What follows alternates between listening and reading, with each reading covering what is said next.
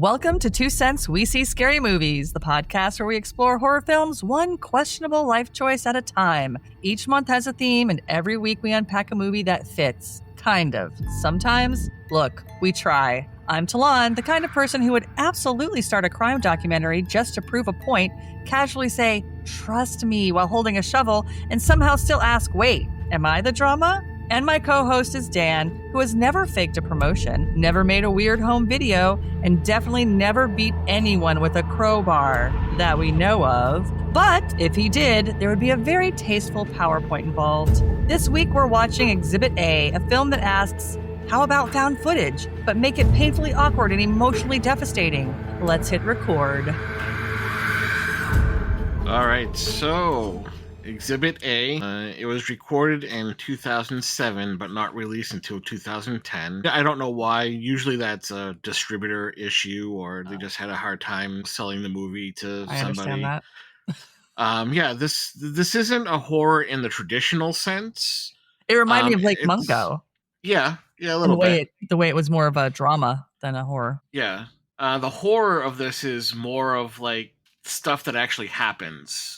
Granted, this isn't something that happens every day, but as we get through it, you'll understand. But it's not. It's more like a realistic horror than it is like a Freddy Krueger or a Jason Voorhees or something.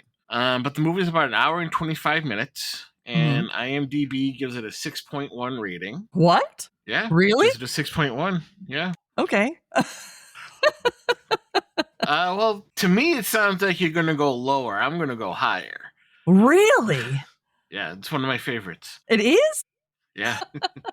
Because by the end of it, I was like, I hope Dan has some kind of amazing armpit hair discovery that I missed.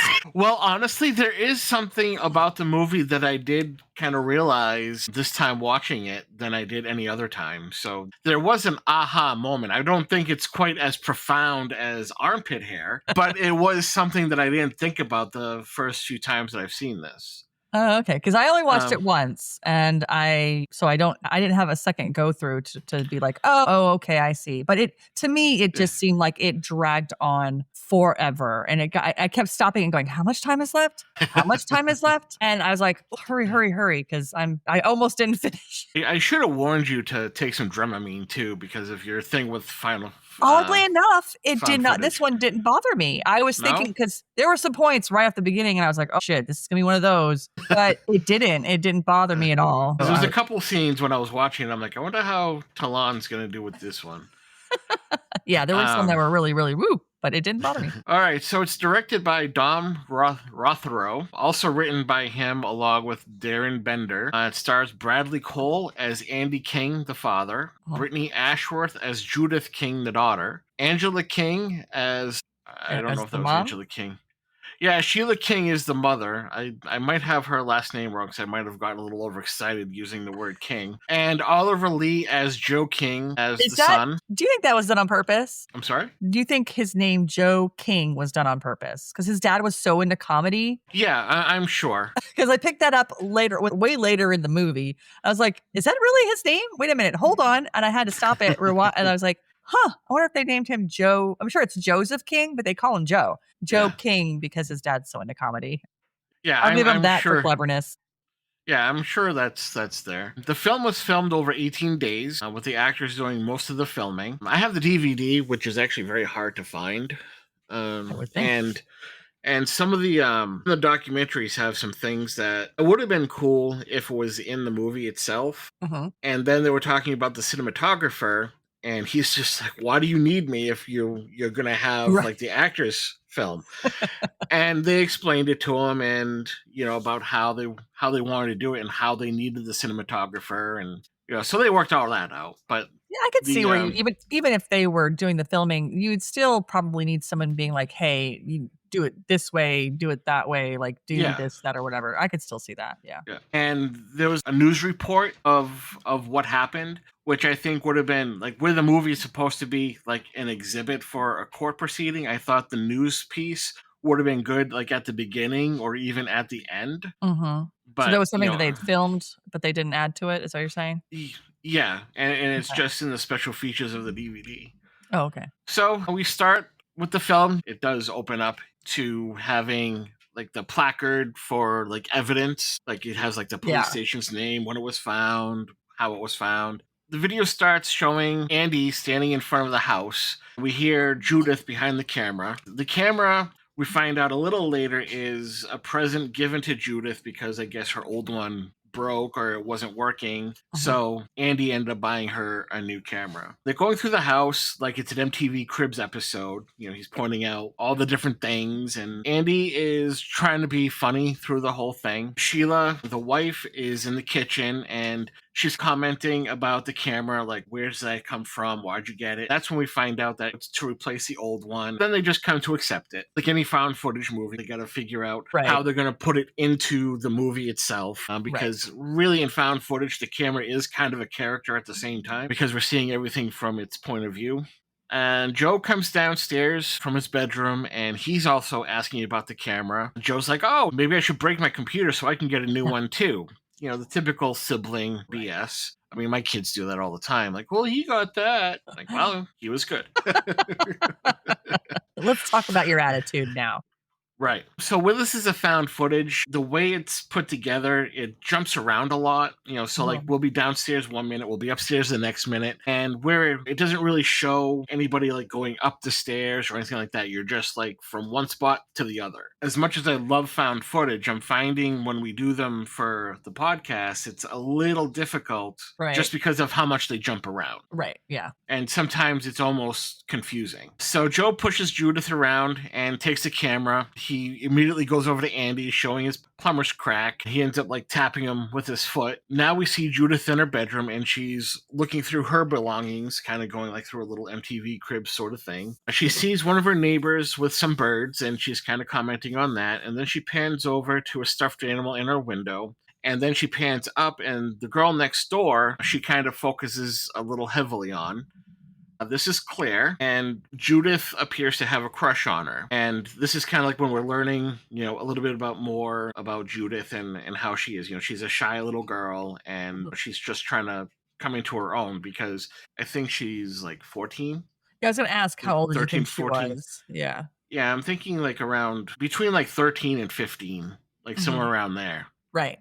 Because she looks young. Yeah, she does. So now we're in the car, because again, it's jumping around the way it is. You know, they're in the family car, and they're driving by a house that's for sale, and it's this really nice big house, and it's like on the water, and Andy kind of looks at Sheila and stuff, you know, hey, you know, this could be our house if I get that promotion. So now they're swimming at the beach. They're having like a family fun day.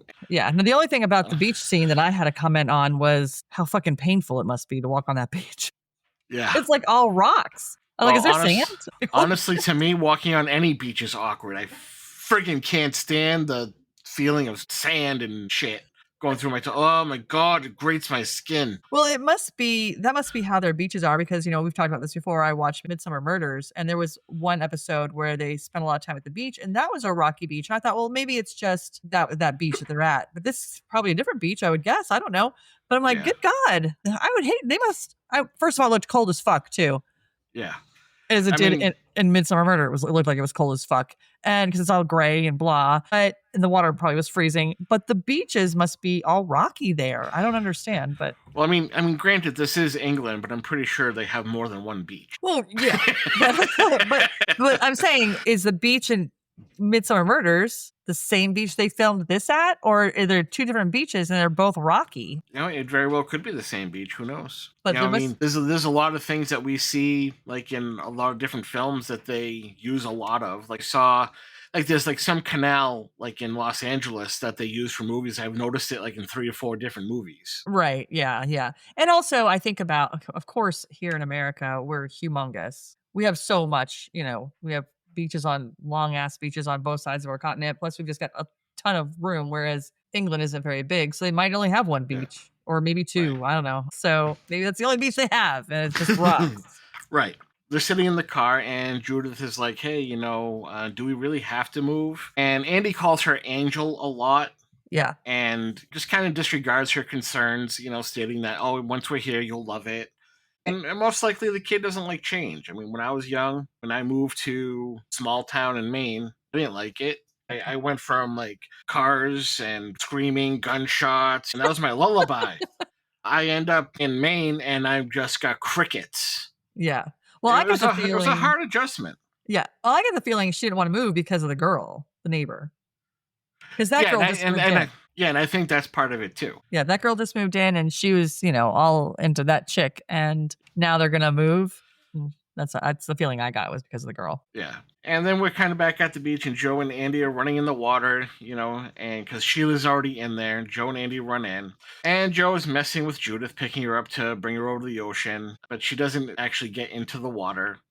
Yeah, she's not even dressed for it like everybody else is. Yeah. And she puts the camera down in a wrong angle. Well, not a wrong angle, but a weird angle. So you kind of seeing it all from like the beach towel. Yeah. And you kind of see them like in the background. And walking back to the car, Andy wants to take another video of the house. They don't actually go ahead and do that. He's just saying, hey, I want to take another video of the house. And now we're back at their regular house, their family home. And Judith is back, filming Claire. And Ray, a friend of Andy's, is asking what she's filming, and she's like, "Oh, it's just a squirrel."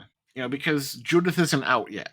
She's trying to hide, and she's not comfortable with it right now. So she's not really talking about it. And now Andy and Ray are just kind of talking. Like I don't really think you see Ray much. There's a lot of side characters that you only see like maybe once or twice on. In the house, we see Joe, Sheila, and Judith, naturally with the camera. Most of this movie is going to be Judith with the camera, so I'm hoping I can cut out some of that. Right. So she's mostly the one doing the filming, and occasionally Joe ends up taking it. And Joe ends up pushing Judith to record Andy coming home, because Joe, Sheila, and Judith are in the kitchen, and so Judith doesn't want to do any kind of recording or anything because she's really not thrilled about the whole scenario. And so Joe just kind of grabs the camera, and we see Judith at this point, and again, her face totally matches her attitude, like she's not happy. Right. And we see Andy coming through the door, and he's being filmed through like a crack between the kitchen and the entryway. Did we mention I'm sorry. Did you mention when they went to look at the house, the reason why they're going at the house is because of the promotion? Did you say that? I think so, but I can't remember. We can mention it again that, he's hoping for this big promotion so he can get a bigger house and do better for the family and whatnot. Mm-hmm. And so he enters the room, and they all yell surprise, and Sheila ends up asking, hey, did you get it? And Andy's just kind of messing with her like, oh, no, I didn't. And Sheila looks disappointed. And Andy's like, you mean the promotion? Oh, yeah, well, I got that. Yeah. And everybody's like all, happy, and Sheila's excitedly embracing him. Judith is still looking unhappy. And they kind of call her out on it. And, she's like, no, I'm happy, just trying to appease everybody. Right. And at this point, everybody gets champagne, because remember, different countries, they allow kids, at certain ages to drink champagne. And, they do a little toast, and everybody is all great and happy. And so this is where we kind of learn that Andy is like very much into comedy, because he's got like this display cabinet that has a bunch of comedy pieces that he's collected over the years, like people, like comedians and stuff, playbills and comedian pictures and artifacts and whatnot. And so he opens up his collection, he pulls out a pair of glasses, and he kind of seems insulted. He's like, a pair of glasses for your old man who can't see anything. And Sheila's like, well, do you know? She's like, this is from Harry Morgan. He's like, yeah, I know who it's from. And he puts them on, and he looks in the mirror, and then he's just trying to have a little bit of fun with it, but he ends up thanking Sheila and puts them back in the cabinet, and he does not seem thrilled about this. Which, I can't really explain that away, because I'd be, okay with it. Yeah. But at the same time, we learn a little bit more about Andy as we go. Yeah. And Sheila hugs him as he puts him away. Now we just see a random bee, a random fruit, and Andy is eating like an orange and acting silly, doing a coin trick. As Sheila's talking, and Judith isn't really impressed because he's doing it for Judith, and Sheila's talking about the yard and improvements that she wants to make, and Andy's really not paying attention. He's just more focused on his tricks and just kind of messing around. Yeah, he's being silly. And Sheila's getting a little bit more irritated. And Judith again starts filming Claire some more. And Joe is like next to her or something. And Sheila's like, don't stare at her. It's not nice, which is kind of true. I've learned over the years that chicks don't dig staring. Right. And then Judith is just kind of like looking at her, like using the camera to look at her face, and she's like looking at the pimples. And Claire, what she was filming, Claire, she was playing basketball in her own yard, and the ball ends up going over the fence, and Claire comes in to grab it, and Judith like jumps under the table. Like, just like, I don't understand girls. I'll flat out say that. Like, I don't understand girls. Like, I don't understand, like, if they have a crush on a boy, or in this case, a girl, and they come near and, like, all of a sudden, like, they're, like, diving as if, like, they're avoiding a hand grenade or something. Well, at first I thought she just put the camera under the table so the girl wouldn't see that she had a camera, maybe thought she was filming her. I didn't realize right away that Judith was also under the table. Yeah. I was like, I just thought it was the camera. And so when Joe was like, what are you doing down there? I was like, she's under the fucking table too? I was like, what? Why is she doing that? That doesn't look weird. Yeah. And Joe makes fun of her, like, like you said, what are you doing down there? And Claire just kind of looks underneath and doesn't really say anything. And now we see, go ahead. And Judith, though, is like, oh, I thought I was being funny. Yeah. It's like, okay. Yeah. Ha, I tricked you. It's like my 7-year-old trying to give me a magic trick, and it's just like, haha, I tricked you. Oh, yeah, no, you didn't. Okay. All you did was you moved that plate from one end of the counter to the other. You know, be a really funny trick is if you washed it and put it away. That would be hilarious. Judith is now in her room practicing flirting, like just kind of like, hey, how's it going? Hey, what's up? And now we're just kind of like back at the beach, just showing some stuff at the beach. She's recording somebody outside, and she, immediately thinks it's Joe smoking, and she's like, oh, I'm going to have blackmail, because of the Claire incident. I can like do whatever with it. She turns the night vision on, and she finds that it's Andy, and he's all alone. He's just kind of just sitting there, just smoking.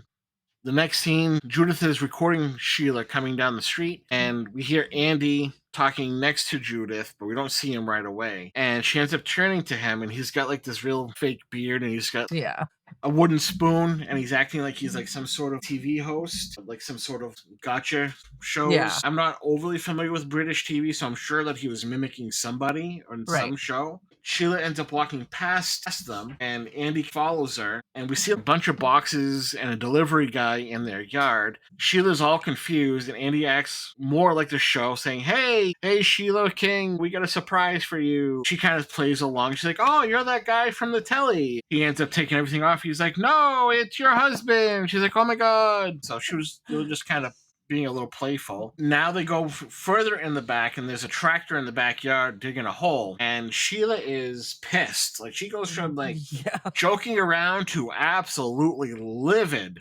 and calls Andy an idiot because he was supposed to be filling in a pond that they had. And Andy's trying to explain to him, he's like, well, I wanted to dig it so we can build a pool. She's like, well, we're trying to sell the house. He's like, well, if we build the pool, we might get a better resale value. Sheila's just not having any of it. Andy's really trying to explain. We find a lot of this happening. Everybody gets pissed off, and Andy's trying to explain it away. Right. Like he's trying to do something good, but like every decision that he makes is poor. Right. Yeah. And it's funny, it must be different in England, because having a pool at your house does not add any value to it here in America. No, I mean, from what I understand, if you have like a dug-in pool, that actually lowers your resale value. Yeah. If you have an above ground pool that you can take away, then that's fine. Right. And this could be just showing Andy's out of touchness with reality. Right. And having the pool dug up and thinking that it was going to be a good thing. And Sheila probably knows that, it's not going to be a good thing if they do that. Yeah, the whole time that this was going on with the pool thing, I just did not get why he thought that was a good idea. It would have been because they had that. Well, they had the hole there that they never got it to make into a pond. It was just a hole. They never got to the point where they put water in it or did whatever to it to make it a pond. All he had to do was get some dirt and fill that fucker back in and be done with it. But for some reason, he decided, let's put a pool in, knowing what he knows, put a pool. And piss my wife off. Right. And like, why did you do this? Especially without even consulting his wife. She was pissed about that too. Like, you didn't even ask me. yeah, We didn't and talk about it or nothing. she's also upset about the fact that, they have to put like $10,000 or 10,000 pounds on the new house. Right. And he's spending money to dig up a pool. Right. Yeah. And so like in this case scenario, like I'm with Sheila. I get it. Yeah. Oh yeah, yeah, totally. You It know, was kooky. Yeah. his intentions may have been good in his mind, but the execution and the timing was not good. Right. Well, all of these things we know. I mean, as a viewer, I knew what was going on. And I think a lot of what he was doing was his way to combat, how do I say this? Because we haven't said what is going on. He's trying to fuck everything up on purpose. Yeah. Is what he's basically doing. Yeah. Mm-hmm. Yeah, absolutely. And Judith ends up telling him, I told you so. Apparently, they had a conversation like off camera or something. Most likely because Judith seems to be the person that is trying to understand him the most. Yeah.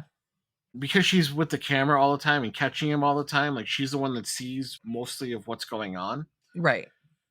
Well, while they were standing there hiding behind the bushes when he had the beard and shit on, before he jumped out to pretend he was the guy on TV, she was saying to him, "Mom's not going to like this. Mom's not going to like this." Yeah, that's right. At first, when he went over to her to tell her, "Oh yeah," of course, I didn't know that he was digging a pool in the backyard. I just thought he got her a bunch of gifts. And I was like, why wouldn't she like this? Yeah. And then, of course, the pool thing came up and I was like, oh, I don't know what she's talking about. Now we see Joe has the camera and he's just, this is like one of the scenes where I thought that you were going to have a hard time with, because he's just like flopping the camera all over the place and he ends up turning it on himself and he's doing like a human beatbox thing, while Andy and Sheila are outside. We can't really see what they're doing because of like how the camera is like bouncing around. Right. You just can see that they're standing across from each other. Mm-hmm. It didn't look like they were really fighting at this point. They were just kind of like standing there. But again, it's hard to tell because of the way the camera was being. We see that Judith is also there. So the family spends a lot of time together, which I think was like one of the more awkward parts because when you have teenagers like that, like they don't want to spend any time with their family. They're holed up in their rooms. Right. Judith, I could see a little bit more because of just her personality. She seemed probably like she was probably a little more introverted. And so hanging out at home with her family was okay. But Joe, he was definitely looked like he was a guy that probably had a lot of friends and was an extrovert. And why would he be home all the time? The camera evens out and we see Andy and Sheila. They're kind of like measuring out the yard. Andy's being playful with Judith. He picks her up and he's running around the yard with her and she's got the string and Sheila has the other side of the string. Now we have a set of scenes showing the family's playful side. I can't remember what they exactly were, but it just kind of shows the family, because that's all I have written down is like we show the family's playful sides. Yeah, because I remember this scene. I remember them with the string, but I'm like, what were they doing with the string and what are they doing in this scene? I don't remember either. And with the string, I think they were trying to measure out the yard, because I think Sheila finally kind of broke to the pool idea. Mm-hmm. And so they were just trying to measure out the yard for it to work, because their backyard is not very big. No. By any stretch of the imagination. It's a little pool. Yeah, it's a tiny pool. You might be able to fit like 3 people in it. Where there's a family of 4, one of them could be the lifeguard. Right. It would be Judith. No.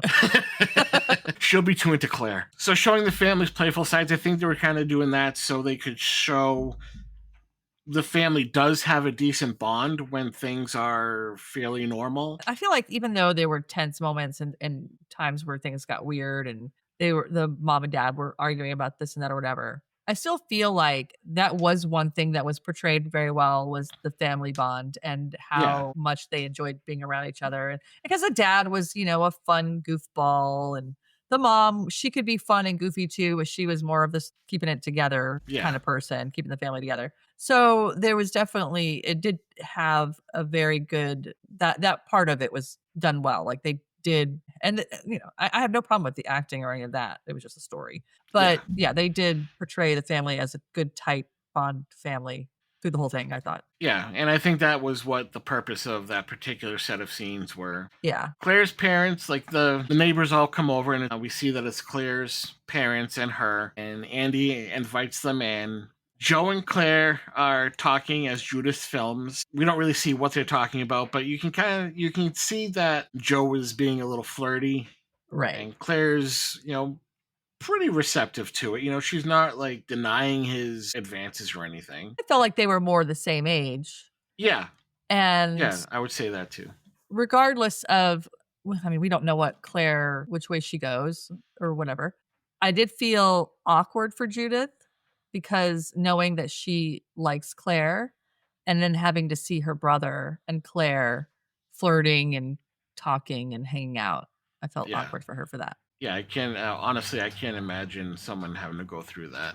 Yeah, but I mean, it's already awkward enough to go through it, as a straight person. I couldn't imagine someone who doesn't understand their sexuality and they're trying to figure that out, and they have a crush on somebody, and then their sibling, is kind of moving in. Right. But of course, he didn't know. He has no idea that she likes Claire. So you can't really blame him for that. And I also felt like in terms of age, like even if you had two sisters or two brothers, because I got the feeling that Claire was, not Claire, Judith was, I felt like she was around 13, 14-ish. Yeah. And Joe is probably around 16, maybe 17, but probably around 16-ish. And even though that's only 2 to 3 years, 13 to 16 is a lot of time in terms of what you do and who you do it with and how you do it, if you're going out and your friends and it's just a very different in terms of you're very much in different developmental stages. Right. So the fact that this girl is probably the same age as her brother,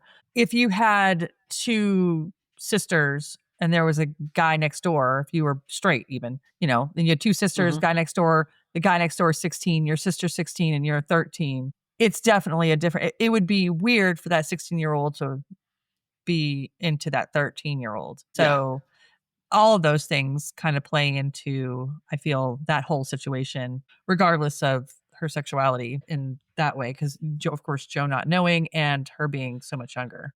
So now Claire's father asks Andy about the pool. And he's like, oh, we're going to have a big barbecue. And then there's like some normal friendly chit chat going on, and Andy points out to the camera, and he's trying to be funny on the camera, but it's starting to become a little bit more like on the obnoxious side. Right. And we see that a lot going through because basically this movie is about his mental breakdown. Throughout the movie, he's trying to keep his wits about him, but it's coming across in a very negative way. So after this scene about him being obnoxious on the camera, we see Andy and Joe. They're at the tractor, and apparently it's not working because Joe is sitting on the driver's side and Andy is behind it trying to mess with the engine and whatnot. Judith is narrating like, Dad doesn't know what he's doing, but he's trying to pretend to fix it, which is kind of like a foreshadowing for the different things that he does. Right. Because he's trying to fix everything, but he doesn't know how to do it, and it's all getting more fucked up. And now we're kind of focusing on Claire's mother putting out laundry. She's filming Joe and Claire running around from her bedroom, like they're running outside in the yard, kind of playing with each other. They're having a water fight. Claire looks up, sees Judith filming, doesn't really think anything of it, and she asks where Joe is. Judith is like trying to, I don't know, mimic her because you can kind of hear her like whispering. Yeah. So I don't know if she's like mouthing the words or whatever. Right. But Joe comes up behind Claire and dumps a bucket of water on her. And this is like when I see like Joe and Claire like really starting to kind of like each other. Right. At that point. And they end up playing with the hose, like they're kind of like they're against each other. And the hose is above them, and they're fighting over the hose. Joe and Claire end up like running around the house. Judith like goes to her door, opens it, sees them run into Joe's bedroom, and she yells out to Claire twice, "Hi Claire, hi Claire," and Claire doesn't hear her, and she's very disappointed. She slams the door. And the camera's like facing a mirror, and we see her sliding down, and she's crying. Maybe because she thought Claire was ignoring her or whatever. Right. But She didn't really say it loud enough for Claire to hear her. Now we see Andy sitting in a car, and no, we see Andy from a car. So Judith is in the car. Andy and Sheila are out talking with the realtor in front of the house. And what we're seeing is the realtor's like, we never got your offer. And Andy's like, well, I sent it to you. I called you. I want to see, and he goes all Karen, and it's like, I want to see your manager. The realtor's like, well, I'm the co-owner. And Andy's like, well, what do we do? And the realtor's like trying to tell him, like, there's a counter offer that's more than what Andy had offered. And so he's upset about that. And so as you've mentioned, like, there's some self-sabotaging going on. But whenever he gets caught, he makes it worse. Yeah. Instead of just being like, okay, I guess we lost the house. Nope. He doubles down on dumbness. Yeah. And he'll tell you through the movie that he's doing it for the family. He's doing it because he loves everybody. There's a time when, Kenny Rogers said it. You got to know when to fold them. Right. This is a time when you got to know when to fold them. Right. Because it's not going the way you want it to go. And so as they're talking and finding out that there's someone else with a higher offer, he looks back at the kids and kind of stares at them. And this is when Judith kind of notices that something is off. And she whispers, like, what is it, Dad? Mm-hmm. Kind of to herself. He ends up looking back at the realtor. And I don't know what he ended up offering, but he ended up offering more money. $21,000. It was $21,000? Yeah. Okay, so I thought that was later on down the road. No, it's $21,000. He offers. Yeah. Over top of the big. Yeah, he couldn't even, afford the £10,000. Now he's throwing out $21,000. Right. Oh, you know what? You're right. Because he asked the realtor, what can we do? What can we do? And he said, well, you could, I can't remember exactly how he worded it, but he said you can make an offer of something. I can't remember what it was. He said something about how, and again, because I lost interest, so I don't know exactly. But he said basically, okay, we'll think about it or whatever and get back to you with something. And then the wife finds out later when she gets the phone call. Yeah. And so that's the point where he turns around and says, I'll give this much, which kind of fixes the problem for now. Right. Joe is with the camera again. He's outside playing zombie ninjas, and he's pretending to shoot at Judith and Andy. Well, Judith first, and because he pans around the yard, and we see Andy and Sheila in the house, and they're fighting, but he doesn't really focus on it. So he ends up going around. So again, he's pretending to shoot Judith as she's digging. She's annoyed, and she fights him for the camera, and Joe's just being the sibling jackass, like any sibling would be. Mm-hmm, right. Joe ends up keeping the camera, and he sees the neighbor with the birds again. I don't know why they keep showing him, because he's got nothing to do with the story at all. No, other than a neighbor with birds. Yeah. And the thing was, he had fake animals, animal carvings of some sort, and what it was he kept having to clean them off because the birds kept shitting on them. Yeah. So that was early on. That's when I was paying more attention. So that's what he was always doing. He was always cleaning off his fake animal carvings or whatever from getting the bird shit off. But maybe I don't know what the point was. Maybe that was their way of doing some sort of comedy relief. Or it was some kind of analogy about when there's things that you love, but you shit all over them. Yeah. If we just wipe it off, it'll be fine. But then it happens again. Right.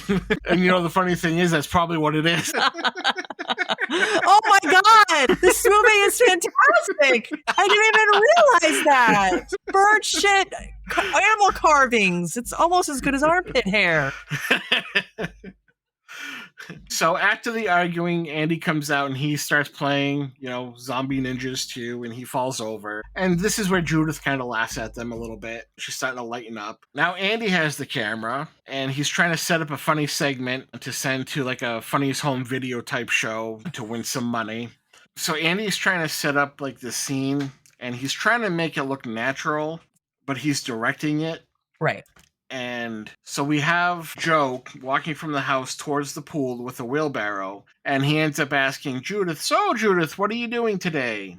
And she's trying to say, well, we're building a pool. And at this point, Joe turns around, and he's supposed to be walking towards the pool backwards, and he ends up falling into the hole, which is what is planned out. Right. And at first, Andy's like, no, we got to do it again. We got to make it look more believable. So we end up going through this several times. The movie shows it several times, but each time Andy is getting more and more pissed. Right. To a point where he's absolutely enraged, and he ends up doing it himself, trying to show Joe, because Joe's like, "Oh, it hurts," which I'm sure falling into a hole that's about 3 or 4 feet deep, falling with a wheelbarrow on him. I'm sure it would hurt after a while. Right. If not even the first time. So Andy does it, trying to show him what he has to do. And Joe's like, "See, it hurts." And he's like, "No, it didn't hurt. I'm just messing around, you dolt," or whatever you said. And so Andy is just absolutely pissed off that no one's getting it done right. Yeah, and Joe's pissed off. They're both pissed off. Yeah, and Judith looks feeling very uncomfortable. Judith ends up asking Andy what's wrong. After Joe runs inside, Andy ends up chasing him, and Joe ends up calling him a loser. He gets in the house, and the last time Andy yelled at him, he tells him to fuck off. That's when Andy chases him into the house and calls him a loser and whatnot. Judith asks Andy what's wrong, and Andy comes over to Judith, and he's a lot calmer with Judith. He seems to be a lot more patient with her, and he's like, "Oh, no, nothing's wrong." And she's like, "Is it work? Is it this?" And he's like, No, everything's fine. Just having a rough day or whatever." She got frustrated because she wasn't telling him what's going on, and she ended up pushing past him and tells him to stop treating her like a child, because he's calling her Angel. Oh, yeah. Mm-hmm. She's like, "Stop treating me like a child." And I think also part of that is because he's not telling her what's going on, because she knows something's wrong, but he's not saying anything. Yeah. So it's the next night, or that night, and Judith is recording Andy in a shed with night vision. She sees him hitting the table a few times, in anger, and he leaves. And she's recording him limping back to the house, showing that he actually did get hurt in the pool. Oh, I didn't catch that. Yeah. She goes into the shed and finds a trash bag full of scratch tickets. I mean, this bag is full. Yes. I don't know how he didn't get at least one winner out of that. Well, because when she was recording him, she could see him. He was like, "This is it. This is it. This is the one. This is the one." And then you couldn't see what he was doing. And then he starts beating the table and everything. And then he goes in the house, and then she looks in the bag, and I was like, "Are those?" Because they're weird looking scratch off tickets. Yeah. Whatever. They don't look like they do here. And I was like, "Are those scratch offs?" And then I was like, "Oh, they are." And I was like, "Holy shit, it's all." He didn't get one winner out of that. I mean, I'm sure it was accumulating over night after night after night. But even still, if he spent $100 and he got $2, did he win $2 or did he lose 98? Right. He didn't get the 25,000 or whatever it was that he could have won. Right. Now we have a Blair Witch scene. Yeah. Where Judith is talking to the camera. Now, there's no runny nose or anything like that. Yeah. She's talking to the camera, as if it's Andy, saying that she doesn't understand what's going on and she wants to find out so she can kind of show him his behavior. Because she feels like if he sees what everybody else sees, that maybe he'll kind of snap out of whatever's going on. Joe is walking up the stairs with a breakfast tray. Judith is behind him. Andy is recording them coming up the stairs. Judith wants the camera because I don't think she really wants to be on camera, but Andy's like, "No, I got it," and tells the kids to smile. They don't. There's no smiling with these kids whatsoever, and I can totally understand because, Dad is kind of pissing everybody off right now. Right. And they barge into the bedroom while Sheila sleeps, and they're all yelling happy birthday. She's scared shitless, but shockingly happy for the surprise. They would be yelling and screaming at everybody in the room to get the fuck out. The way they woke her up, I would be pissed. And people would die right then and there. End of movie. Yeah. But she seems happy. And at this point, Joe is smiling, giving her the food. So now we're downstairs and Sheila's opening gifts and she gets a grill. Yay! Yay! But she's actually excited and it appears to be the one that she really wanted. Yeah. She notices that the kids aren't very happy. And Andy's like, "Oh, well, it's because I just woke them up early. They didn't want to get up." The phone rings and she thinks it's her mother calling for, her birthday. And it's the realtor saying that the offer on the house was accepted. And Andy appears to be happy with this news at first, but as the camera's on him, he slowly kind of goes into a disappointed, "Oh shit," face. Well, he had to have known. Yeah, right. You made a better offer, of course. And she's talking to the realtor about the cost due to a hang-up with their house. They don't really explain why. It's probably because of the pool, because it's still not done yet. So she's talking about there's a hang up at their house right now, and the realtor apparently is telling her, it's now or never sort of thing. And she tells Andy that the realtor's saying that they need £21,000 to seal the deal to make sure that this is it. And Andy at first shakes his head no. Sheila and him are talking about it, fairly quickly while they're on the phone. And Sheila ends up convincing him. It's like, oh, it's my birthday, and hugs him. And Andy shakes himself into laughter, saying, oh, yeah, we'll do it. So Sheila tells the realtor the deal is on, and Andy is looking stressed. Now, I don't understand why Andy can't communicate, but I'm thinking it's kind of like that male pride thing where... Yeah. He wants to provide for his family, give the best that he can. And in this case, at no matter what cost, even if it's like going bankrupt. Right. So now we're in the backyard, and Andy is speaking with a man near the tractor. We really can't hear exactly what they're saying, but it looks like Andy's trying to convince him about something. Sheila comes in, and she's excited. I don't know why she's excited. I think she's still excited about the new house and everything. And Andy looks irritated with the guy that he was talking to. And the man he's talking to looks kind of indifferent. And Sheila's starting to get mad. And Andy's like, well, this needs to be done by the barbecue. Sheila reminds him of the money that they need for the down payment. And Andy ushers her, back to the house, yelling at her that she needs to have faith in him. And he's screaming at her at this point. Yeah. In front of these people. Yeah, in front of these people, and Sheila's getting pissed, and she's like, well, fine, dig to China, and she ends up going to the house. He whips around to Judith, because she's filming again. He tells everybody to get out of the yard so he can dig, including the man. He pushes the man off the tractor, and the man pushes him down, and we find that the guy who he was talking to was with another guy who was in the tractor, which was running at this point, and they were there to take the tractor back. Yeah. The beginning of the argument, they were discussing how much gas was still in this tractor. And this tractor was like a backhoe, which is what they were using to dig the hole for the pool. Yeah. And so they were first talking about how much gas was in it, and I guess it was only a half a tank, and he was saying something about Andy was saying something about how, well, the gauge must be wrong, or it must be something wrong with the gauge because that's not what it is. And they were going on. But basically, the guy was coming to take his tractor back. He needed it for something else, I guess, or maybe they weren't, they only had it for a certain time, I guess, to build this. I don't know why he waited so long to try to finish this pool up while he had this tractor for a certain amount of time, but he took forever, I guess. He should have used the gas tank from Fever Lake. Yeah. Because then it would be completely full. That's what this movie's missing. It's missing montage, first of all, of rock music and pointless scenes pushed all together. And it's missing a creepy, eerie lake spirit that makes it look like it has gas, or then it looks like it doesn't have gas, but then it looks like it has gas again. That's what they needed. That's what this movie's missing. With no funnel. Right. The guy ends up pushing him down. He falls over, and he gets up, tells Judith to go in the house. She's pleading with him about letting her help him, and he's just telling her to go inside. She says that if I help you, it'll help us move faster. He's sarcastically, sure, now she wants to move. So she pleads again. This is like the first time he actually snaps at her and tells her to go inside. She picks up the camera, and she's leaving him to shovel by himself as he requested. She's filming the angry shoveling from the inside because he's really throwing the dirt, and he's picking up rocks, and he's just whipping them, in the yard. As he was doing this, I'm like, not only are you having to dig this hole, but at some point you're going to have to figure out where to put that fucking dirt. Yeah. Yeah. The rocks, he's just going to have to mow that up.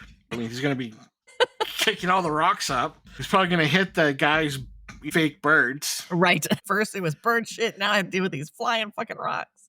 Yeah. So again, she's the only one that's noticing the significant changes and being really concerned about them. Like, she's not looking at him as just being an asshole. Yeah. Which I'm thinking Sheila and Joe are kind of doing. Oh yeah. Mm-hmm. Absolutely. She's actually like, hey, something's really wrong with Dad. But she's also not talking to anybody about it. It's more like her own observation. Yeah, where you're right. Joe and Sheila definitely are just like, this guy's just being a dick. Yeah. Where she is noticing that there is a distinct change in him, and something is underlying. There's an underlying thing that's causing him to be this way. Yeah. And as we're talking, I'm noticing that she's doing the same thing as what Andy's doing, but in a constructive way. Right. In the sense that she's recording him to show his behavior in hopes that he'll improve. So she's actually doing this to help him, where he's doing all these things that are backfiring, but his mind is that he's trying to help. Right. Sheila and Joe are kind of more on the page of this guy's just being a dick. Yeah. Right. Exactly. It shows the how the family's bonding is. Right. I guess, I said it in a very awkward way, but we get what we mean. Yeah. And typically there's always the saying, and I can't remember how the saying goes, but typically if you have a son and a daughter, the daughter and the father tend to be better bonded and then the mother and the son tend to be better bonded in terms of just, there's a mother-son, father-daughter kind of dynamic there. Typically there's something that comes up later on that I think plays into the reason why Andy is the way he is with Judith. And if you know what I'm talking about, that comes up later.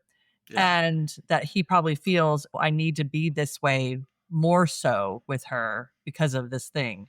But I don't feel like they didn't show it, but I don't feel like the mom had a better relationship necessarily with the son than the daughter per se. I feel like she was also pretty close to the daughter as well, but they didn't really show it that much because Andy was very much the focus of the movie, of course. So, but yeah. I guess when I mean by bond, it's Judith is more like her dad. Oh yeah. And Joe is more like the mother. And you can see that in the family. That's the word I was looking for. The family dynamic. Ah, yes. Yes, the word. So now there's a person at the I'm gonna say kitchen door or the entryway door. We don't really know who it is. They're just giving Andy and Sheila a card, and it could have been like a crisis worker or a police officer. Like you really couldn't tell either way, but it looked like somebody who worked in that kind of field. So they leave. Andy and Sheila go into the kitchen. I had a hard time hearing what was going on because of the natural echo of the kitchen and that they were whispering. And it sounds like they were talking about Andy getting into some sort of altercation with someone with a crowbar. And Sheila is helping him take off his coat to see what happened. And this is showing their dynamic of, even though he's being a complete asshole to everybody, Sheila still loves him and is trying to help him and take care of him when he's apparently hurt. And she takes off his shirt and he's got like a pretty good gash on his side.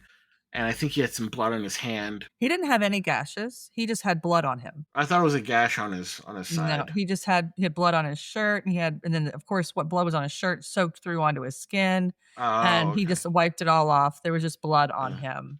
I guess I just don't know how blood works.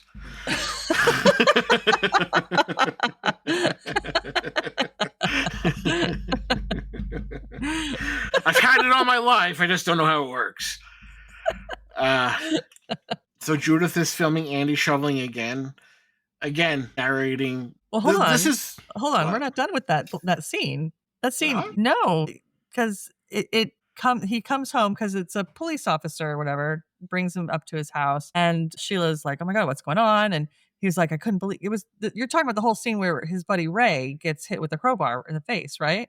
This is that scene. Yeah. And he talks about it. He says, I was out with Ray. Somebody just came and was beating him in the head and side of his face, and like half his face is hanging off, and his whole side of his face is a mess. And she was like, "Oh my God, I can't believe it." Yeah, that's the part I had a hard time hearing because of the echoing and the whispering. Oh, okay. Yeah, he was going on and on about how his friend Ray, they were out and he got attacked by someone with a crowbar. And Ray is his friend from work. Right. That Judith, back in the beginning, because he'd been there to the house a couple of times. And that was one where she was filming in the beginning, Claire, and Ray was outside the window. Was like, "What are you filming?" She's like, "Oh, I thought I saw a squirrel."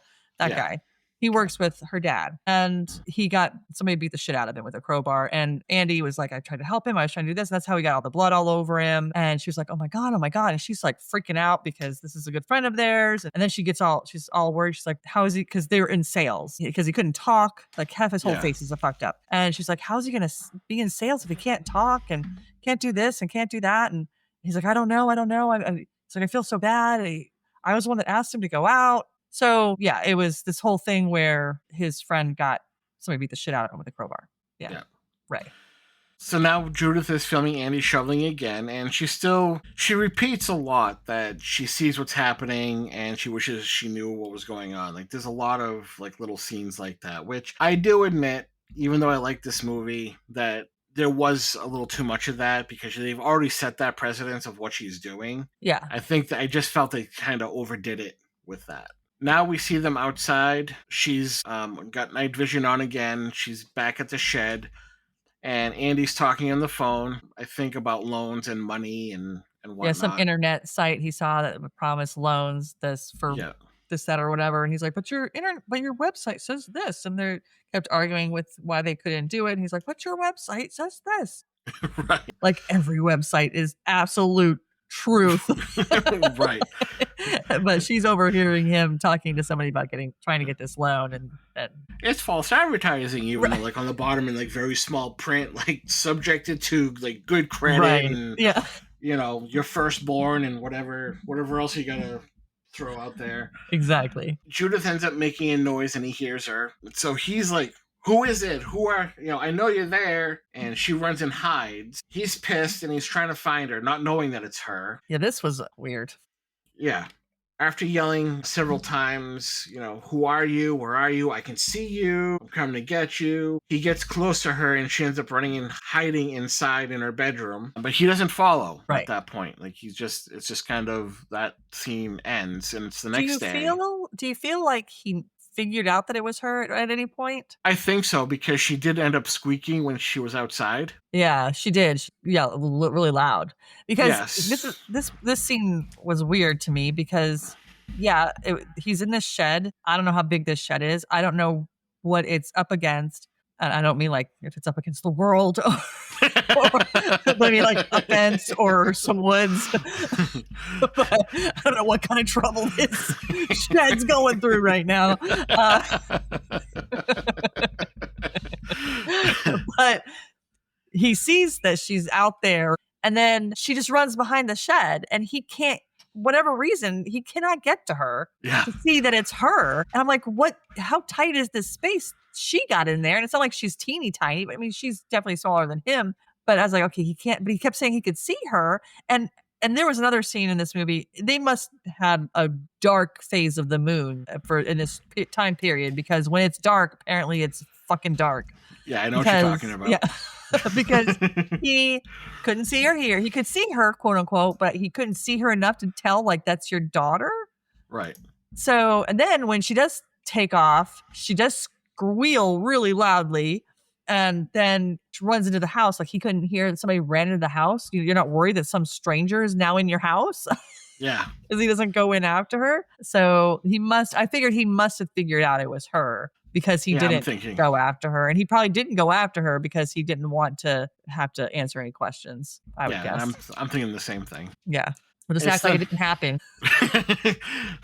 Just like everything else.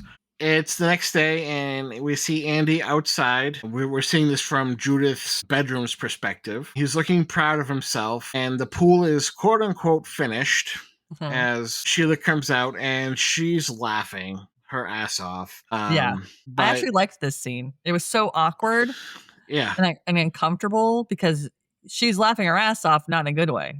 Yeah, she's laughing her ass off because of how ridiculous the pool looked. One, as we said earlier, it's tiny. Two, all the grass there's no grass. It's all like dirt. Granted, you gotta reseed and everything. I think that's what he's doing. He's reseeding. No, he's putting sand down. Oh, that was sand? Yeah, he deliberately put sand down. He said, he's like, oh, this is sand, just like at the beach. Yeah. Oh, yeah, that's right. He did say that. Then you should throw some rocks down, dude, because that you like the beach. That's probably why she's confused. And we see the tiles, and they're totally spaced wrong. Mm-hmm. Like, some of them are evenly spaced, some of them aren't. And then all of them, there's uneven ground underneath, so they're lifted in various spots, and the design is there. The execution is absolutely off. Well, the worst part, are you gonna talk about the worst part of the spool? The blue lining that you could see. Like, obviously what he did was it's not like he cemented or put anything in the pool. It's dirt. It's a dirt hole. And then he put a blue tarp Yeah, and blue then lining. and then had rocks laid on like big flat, stone things, pavers or whatever on top of that, holding that in, and then he had water in that. But you could see the blue, like it was so blue. It was like the color of tart blue. Yeah. Yeah. So this pool, definitely not regulation. Totally up the price of that house, though. Yeah, for sure. Yeah. That right there is the down payment for the house. So she's continuing to laugh, and she's like, "Oh, this is for the barbecue," and she walks off. Yeah. And she's being really sarcastic about. Oh yeah. She's almost laughing like she's probably laughing so she's not screaming or crying. Yeah, absolutely. And so his retort to the whole thing is, well, if I had some help. It's like, really? Because your daughter asked if you wanted help. Right.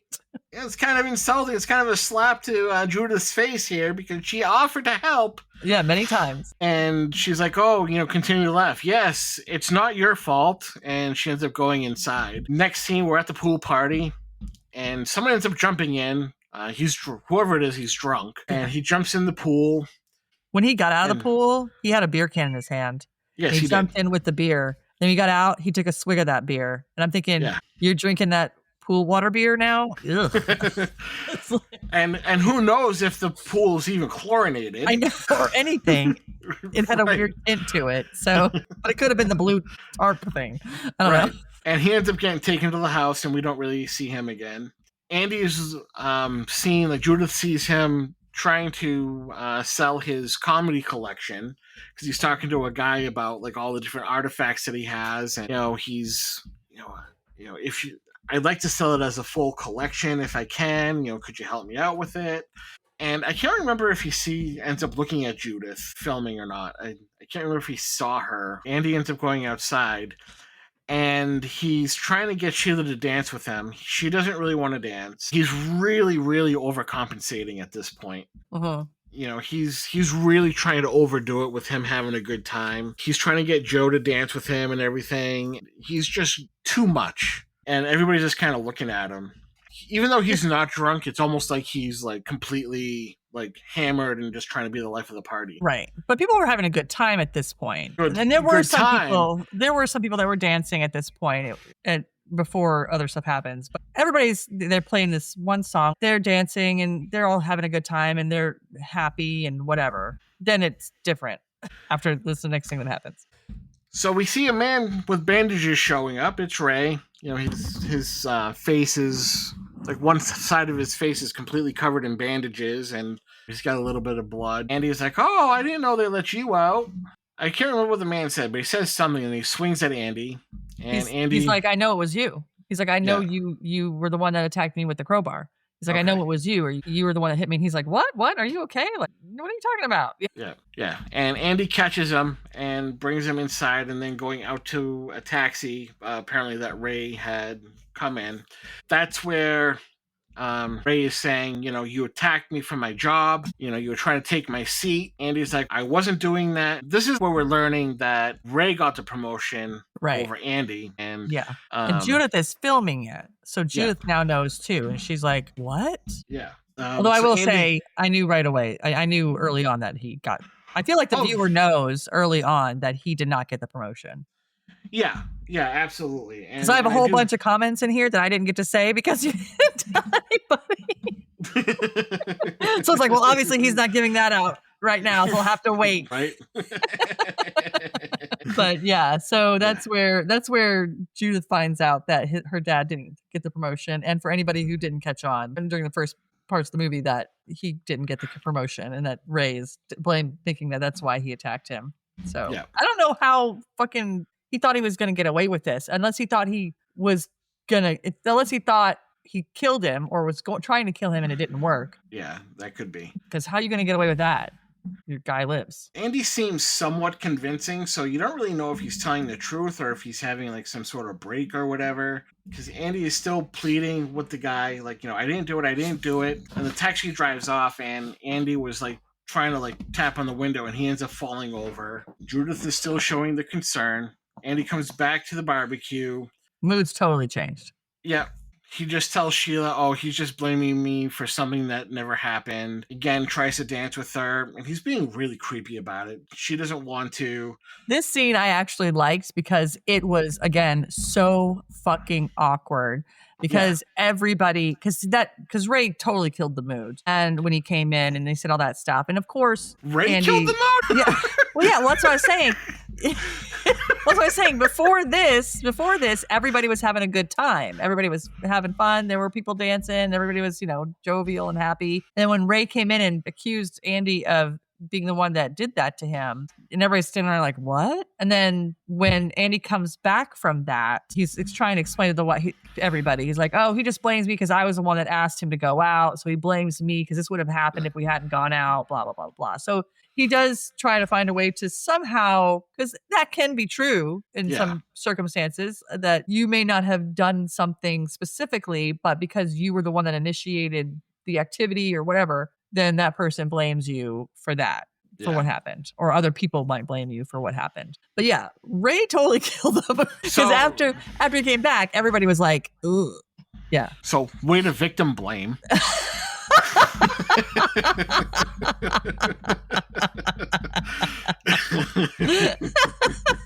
Well, I guess the better way to say it would be the news that Ray gave to everyone killed the mood. Right. But this is a really awkward scene, but it was so awkward that it was enjoyable, if that makes sense. Because it was just like, to watch it, it was just like, oh God, stop. So Andy is bouncing around the barbecue, asking, everybody to dance, and he's the only one dancing in a very manic way. Yeah, crazy. Like almost crumping. Yeah.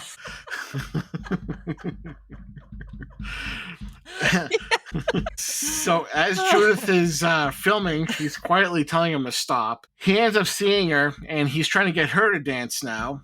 And they end up on the side of the house between a fence and the door, and he's standing over her, kind of feeling like the power that he has over her, where she's like a kid and maybe even female or whatever, like the intimidating factor that he has. And she's like, you don't have to pretend anymore. I can look at you through the camera and you can see. And he's looking confused and kind of like he's checked out of reality. Uh-huh. He pulls her back to the barbecue, like just ignoring what she said. The next scene, he's entertaining the entire group, and they're seemingly engaged in what he's doing. He's trying to do like a little bit of a magic trick with cameras and whatnot. So everybody's standing in front of him. At this point, they seem to be like enjoying his mood again. They're doing like the camera trick of, I'm going to make everybody disappear. And then she shuts off the camera, turns it back on again. Everybody's gone. And they're like, oh, what do we do now? And he's like, well, we're going to go inside and watch the video. Judith is like, no. And he's not paying attention. That's another problem that he has. He doesn't take no for an answer. Yeah, he doesn't listen. She's very adamant about not what. Well, and I thought they were just going to watch the thing they just did, and that was it. I didn't understand why they would watch any more than that. But she was nervous. She was terrified. She's like, absolutely. no. Because, of course, Claire is there and her dad and all the stuff that she's got on everything that she's been filming is on this video. And she's like, no, don't rewind it. And she's super anxious about it. And she's absolutely pleading with him. And he ends up taking the camera anyway. So they're inside. And now we have the beach scene. So now what I was saying earlier is they put the tape on and to watch what was on the tape. But instead, we see them at the beach being a happy family. And I think that's kind of what they were trying to do, is show that the family at one time was like a happy unit. Everybody was getting along. Right. As opposed to their current state now. Yeah. Because whenever they showed what Judith has recorded, it always goes back to the beach. Right. And then the next scene is the aftermath of what they watched. So at first I thought they were rewinding it all the way back to the beach, but then I realized what they were trying to do with that. Yeah, because when they got to this scene where the aftermath of watching the video, I was like, oh, did they not go? They obviously didn't go back as far as this because they don't know about this.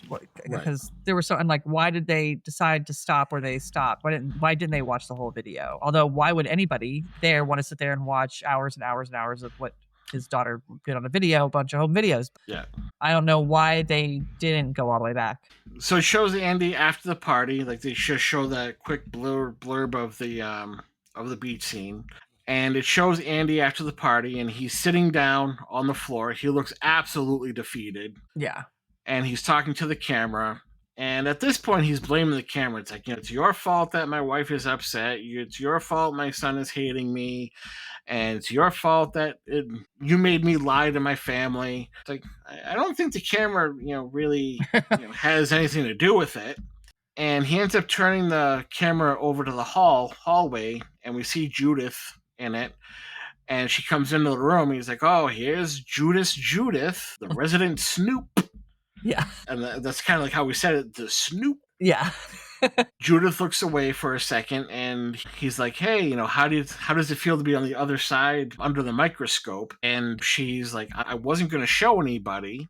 He snickers, and she's like, I was recording you because I wanted you to see what you looked like. She should have been, I told you not to watch it in front of all these people. That's what she should have said. Yeah. Sheila's in the background telling her to hurry up because they got to go. Sheila and Andy end up having a small fight about the deposit and the house again. She's not going to let him, she's like, you already messed up one house. I'm not going to let you mess up this one. So she ends up leaving. Before Judith can leave, he's like, Judith, I just need to ask you a question. Why do you hate me so much? She's like, I understand why you did what you did. It was for the family. He ends up asking her again, like, why do you hate me so much? The next scene, Andy's recording the washing machine, relating it to his family life right now, that, the good and the bad, all the muck, all the good, all the crap, it's just all mixed together like the King family. I just want to say something real quick, since we've now let everybody know that the father did not get the promotion. So one of my comments from earlier on is, how long did he think he was going to let this go on without the wife knowing? Because at some point